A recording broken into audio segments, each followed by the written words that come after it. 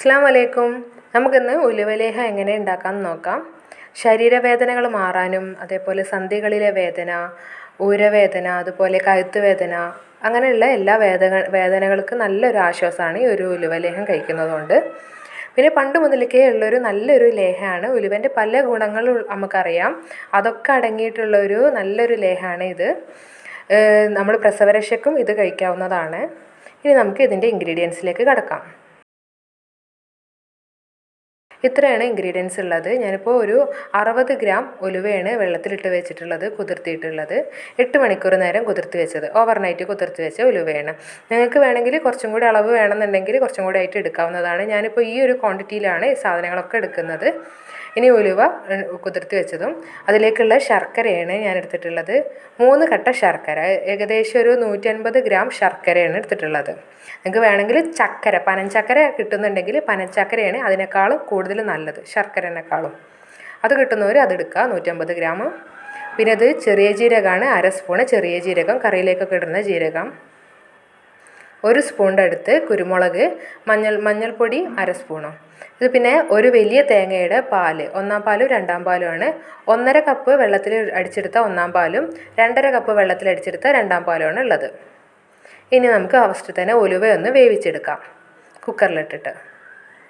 ഉലുവ കുതിർത്തിയിട്ട് വേവിച്ചെടുക്കുന്നത് കഴിക്കുന്നതൊക്കെ നല്ലതാണ്, വയറ്റിനകത്ത് നമ്മളെ ശരീരത്തിൽ നല്ലതാണ്. പിന്നെ ഇത് ഞാൻ കുതിർത്താൻ വെച്ച ആ വെള്ളത്തോടൊക്കെ തന്നെയാണ് വേവിക്കാനും വെക്കുന്നത്. ഞാൻ 3-4 പ്രാവശ്യം കഴുകിയിട്ടാണ് കുതിർത്താൻ വെച്ചത്, അതുകൊണ്ട് തന്നെ ആ വെള്ളം തന്നെയാണ് ഞാൻ ഉപയോഗിക്കുന്നത്. പിന്നെ അതിലേക്ക് തന്നെ കുരുമുളക് ഇട്ട് കൊടുക്കാം. അതിലേക്ക് തന്നെ ചെറിയ ജീരകം ഇട്ട് കൊടുക്കുന്നുണ്ട്. ഇതെല്ലതും കൂടിയാണ് നമുക്ക് നന്നായിട്ട് അടിച്ചെടുക്കേണ്ടത്. വെള്ളം കുറവാണെന്നുണ്ടെങ്കിൽ മാത്രം നമുക്ക് കുറച്ചൊന്ന് 2-ാം പാൽ ഒഴിച്ച് കൊടുക്കാം. വെള്ളം പച്ചവെള്ളമായിട്ട് ചേർത്ത് കൊടുക്കേണ്ട, ഈ പാല് ചേർത്ത് കൊടുത്താൽ മതി. അടിക്കുമ്പോഴും അതുപോലെ തന്നെ നമ്മൾ കുക്കറിൽ വിസിലടിപ്പിക്കുമ്പോഴും മിക്സിലടിക്കുമ്പോഴൊക്കെ. ഇനി നമുക്കിതൊന്ന് നന്നായിട്ടൊന്ന് ഒരു 4 വിസിലടിച്ചെടുത്ത് വേവിച്ചെടുക്കാം. കുരുമുളകും അതേപോലെ ഇതെല്ലാം ഒന്ന് വെന്ത് കിട്ടാൻ. ആ വേവണ നേരം കൊണ്ട് നമുക്ക് ശർക്കര പാനി ഉണ്ടാക്കാം. ഒരു 2.5 കപ്പ് വെള്ളത്തിൽ ഉണ്ടാക്കി വെക്കാം. അങ്ങനെ ശർക്കര പാനി ഇത് രണ്ടും ഒന്ന് ചൂടാറാൻ വെക്കണം. ശർക്കര പാനി അതുപോലെ ഉലുവ വേവിച്ചതുമാണ്, ഇത് ഒന്ന് ചൂടാറാൻ വെക്കാം. നന്നായിട്ട് വെന്തിട്ടുണ്ട്.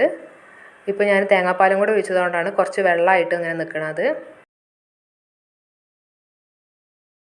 ഇപ്പോൾ നന്നായിട്ട് വെന്തിട്ടുണ്ട്. ഇനി നന്നായിട്ടൊന്ന് ചൂടാറിയതിന് ശേഷം വേണം നമുക്ക് അരച്ചെടുക്കാനായിട്ട് മിക്സിയിലിട്ടിട്ട്. ഇപ്പോൾ നന്നായിട്ട് ഒരുവിധം ചൂടാറിയിട്ടുണ്ട്. നമുക്ക് മിക്സിയുടെ ജാർ എടുക്കാം, അതിലിട്ടിട്ടൊന്ന് അരച്ചെടുക്കാം. ഞാൻ എക്സ്ട്രാ വെള്ളമൊന്നും ചേർക്കുന്നില്ല അരച്ചെടുക്കാൻ. ഇപ്പോൾ ഇത് വേവിച്ചതിൻ്റെ വെള്ളം തന്നെ ഉണ്ട് അരച്ചെടുക്കാൻ. അപ്പോൾ അതിൽ തന്നെ ഇട്ടിട്ട് നമുക്കൊന്ന് അരച്ചെടുക്കാം. നന്നായിട്ട് പേസ്റ്റായിട്ട് തന്നെ അരച്ചെടുക്കാൻ നോക്കണം, എന്നാലാണ് നന്നാവുള്ളൂ. ഇപ്പോൾ നമുക്കൊന്ന് അരച്ചെടുക്കാം. ആ കുരുമുളകൊക്കെ ഉണ്ടായതുകൊണ്ട് ഒരു ചെറിയൊരു എരിവൊക്കെ ഉണ്ടായിട്ട് നല്ലൊരു ടേസ്റ്റ് ആയിരിക്കും നമ്മളൊരു ലേഹ്യത്തിന്. നല്ലതാണ് നമ്മൾ പ്രസവം കഴിഞ്ഞവർക്കൊക്കെ നല്ലൊരു ലേഹ്യമാണ് ഇത്.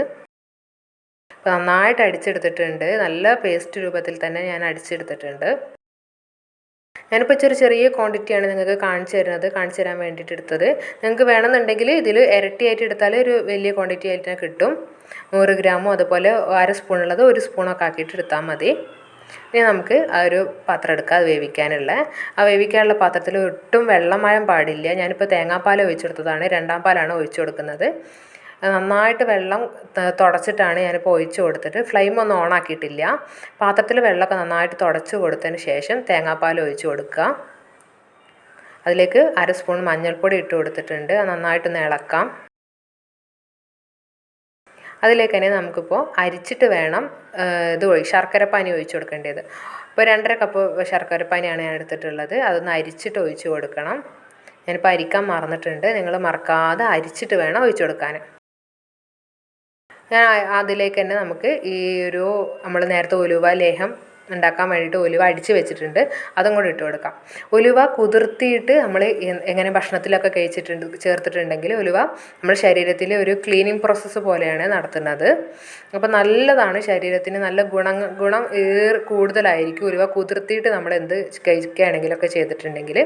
ഞാൻ മുന്നേ ഒരു ഉലുവ പാൽ എന്നൊരു റെസിപ്പി ഇട്ടിട്ടുണ്ടായിരുന്നു. അപ്പോൾ എല്ലാവരും അതിൽ നല്ല കമൻസ്, നല്ല അഭിപ്രായമാണ് പറഞ്ഞിട്ടുള്ളത്. ഉലുവ പാൽ കഴിച്ചിട്ട് നല്ല ഭേദമുണ്ട്, അസുഖങ്ങൾക്കെല്ലാം അതുപോലെ ഊരവേദന അങ്ങനത്തെ കാര്യങ്ങൾക്കൊക്കെ നല്ല ആക്കമുണ്ട് എന്ന് പറഞ്ഞിട്ടുണ്ട്, നല്ല കുറവുണ്ട് എന്നുള്ളത്. അതും എളുപ്പമാണ്, ഈ ഒരു ലേഹത്തിനേക്കാൾ എളുപ്പമാണ്. പക്ഷേ അത് എന്നും ഉണ്ടാക്കി കുടിക്കാനുള്ള സംഭവമാണ്. ഒരു തുടർച്ചയായിട്ട് 7 ദിവസം കുടിക്കാനുള്ളതാണ്. അതുപോലെ തന്നെ ഇത് ലേഹ്യമാണ്. ലേഹ്യം ആയതുകൊണ്ട് തന്നെ ഒരുപാട് കാലം നമുക്ക് സൂക്ഷിച്ച് വെക്കാൻ പറ്റുന്ന ഒരു സംഭവം കൂടിയാണിത്. ഈ 2 സംഭവങ്ങളും ഉലുവേൻ്റെത് നല്ലതാണ്, നല്ല അസുഖങ്ങൾക്കൊക്കെ നല്ലൊരു പരിഹാരമാണ്. ഇപ്പോൾ നമ്മൾ നേരത്തെ കട്ടായിട്ടായിരുന്നു ഉലുവ ജ്യൂസ് അടിച്ചപ്പോൾ, ഇപ്പോൾ അത് ചൂടായപ്പോൾ അത് അലിഞ്ഞിട്ടുണ്ട്, നന്നായിട്ട് അലിഞ്ഞ് അതൊക്കെ ഈ പാലിനകത്ത് നന്നായിട്ട് അലിഞ്ഞ് ചേർന്നിട്ടുണ്ട്. ഞാനിപ്പോൾ ഗ്യാസ് അടുപ്പിലല്ല, ഞാനിപ്പോൾ ഇതിനകത്താണ് വെക്കുന്നത്, വിറകടുപ്പിനകത്താണ് വെക്കുന്നത്. വിറകടുപ്പിൽ വെക്കാൻ സൗകര്യമാണെങ്കിൽ അതായിരിക്കും കൂടുതൽ ബെറ്റർ. കുറച്ച് ടൈം അത് വേവിച്ചെടുക്കാൻ നമുക്ക് വേണ്ടി വരും. ഈ ഒന്നാം പാല് ഒക്കെ ഒഴിക്കുമ്പോൾ തന്നെ നന്നായിട്ടൊന്ന് വറ്റിയിട്ട് വരണം, എന്നിട്ടാണ് ഒന്നാം പാൽ ഒഴിക്കേണ്ടത്. രണ്ടാം പാലും അതേപോലെ ശർക്കര വെള്ളമൊക്കെ നന്നായിട്ട് വറ്റിച്ചെടുക്കണം. ഇപ്പോൾ കുറച്ചൊന്ന് കുറുകിയിട്ടുണ്ട്, നമുക്കതിലേക്ക് 1.5 കപ്പ് ഒന്നാം പാലും കൂടെ ഒഴിച്ചു കൊടുക്കാം.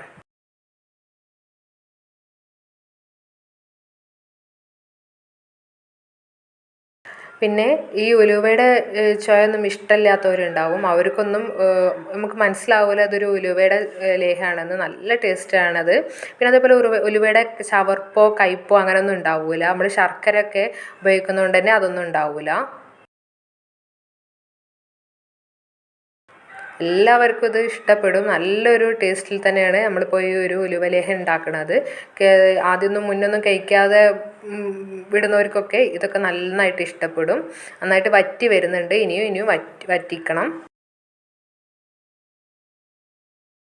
പിന്നെ പ്രസവം കഴിഞ്ഞവർക്കൊക്കെ നല്ലതാണ് ഈ ഊരവേദന, അതുപോലെ അങ്ങനത്തെ സന്ധിവേദനകൾക്കൊക്കെ നല്ലതാണ്. പിന്നെ അതേപോലെ പാലുണ്ടാവാൻ, ബ്രസ്റ്റ് മിൽക്ക് ഉണ്ടാവാൻ നല്ലതാണ് കുട്ടികൾക്ക്.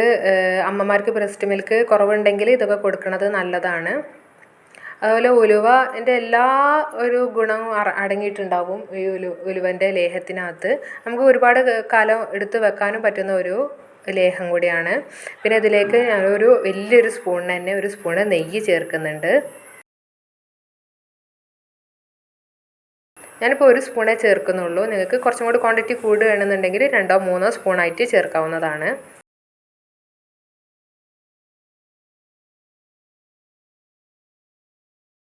എല്ലാവരും ഉണ്ടാക്കി നോക്കുക. ഈ ഉലുവ ലേഹ്യം എല്ലാവർക്കും ഇഷ്ടപ്പെടുകയും ചെയ്യും. അതുപോലെ ഒരുവിധ അസുഖങ്ങൾക്കെല്ലാം ഒരു പരിഹാരമാണ് ഈ ഒരു ഉലുവ ലേഹം.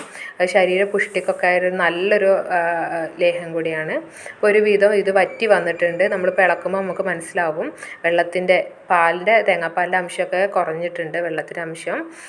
അത് നെയ്യിൻ്റെ ഇങ്ങനെ നെയ്യുള്ളത് കൊണ്ടാണ് നെയ്യിൻ്റെ ഒരു അംശം കാണുന്നതും. പിന്നെ അതേപോലെ ഇങ്ങനെ തിളക്കുമ്പോൾ അങ്ങനെ വെള്ളത്തിൻ്റെ ബബിൾസ് പോലെ കാണുന്നുണ്ടല്ലോ, അത് നെയ്യും അതുപോലെ തേങ്ങയിൽ നിന്ന് ഉണ്ടാകുന്ന എണ്ണയും കൂടിയാണ് ഈ കാണുന്നത്. വെള്ളത്തിൻ്റെ അംശം മാറിയിട്ടുണ്ട്. നമുക്ക് ചെറുതായിട്ടൊന്നും കൂടി ഒന്ന് വേവിച്ചിട്ട് നമുക്കൊന്ന് മാറ്റി വെക്കണം.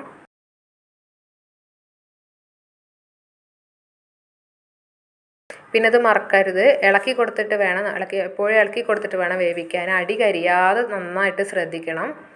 പിന്നെ ഇതുപോലെ ഒന്ന് വടിച്ചിട്ടുണ്ടെന്നുണ്ടെങ്കിൽ കൂടിയൊന്നും വരരുത്. നന്നായിട്ട് വെന്തെന്ന് ലേഹത്തിൻ്റെ പരിവായിക്കണമെന്ന് മനസ്സിലാവൽ നമ്മളിപ്പോൾ ഒന്നിങ്ങനെ നീക്കി വെക്കുമ്പോഴൊക്കെ, ഇങ്ങനെയൊക്കെ നീക്കി വെക്കുമ്പോൾ നമുക്ക് അത് ഒട്ടിപ്പിടിക്കില്ല. അപ്പോഴാണ് കറക്റ്റ് ലേഹത്തിൻ്റെ പരിവാവൽ. ഞാനിപ്പോൾ അത് അടുപ്പിൽ നിന്ന് മാറ്റിയിട്ട് പുറത്ത് വെച്ചിട്ടുണ്ട്. നമ്മൾ അടിപൊളിയായിട്ടുള്ള ലേഹം റെഡി ആയിട്ടുണ്ട്. എല്ലാവർക്കും കഴിക്കാവുന്ന നല്ല ഒരു ലേഹ്യമാണ്. എല്ലാ വേദനകൾക്കും ബുദ്ധിമുട്ടുകൾക്കൊക്കെ ഒരു പരിഹാരം കൂടിയാണ്. പ്രസവരക്ഷയ്ക്കും കൊടുക്കാവുന്ന നല്ലൊരു ലേഹ്യമാണ്. നമുക്കിത് സ്റ്റോർ ചെയ്ത് വെക്കാൻ ചില്ല് കുപ്പിയാണ്, പൊട്ടണ കുപ്പിയാണ് ഏറ്റവും നല്ലത്. പിന്നെ അതേപോലെ വെള്ളമൊന്നും ഇല്ലാതെ തന്നെ നോക്കണം. നല്ല തുടച്ച് വൃത്തിയാക്കിയിട്ട് അതിലിട്ട് വെക്കണം.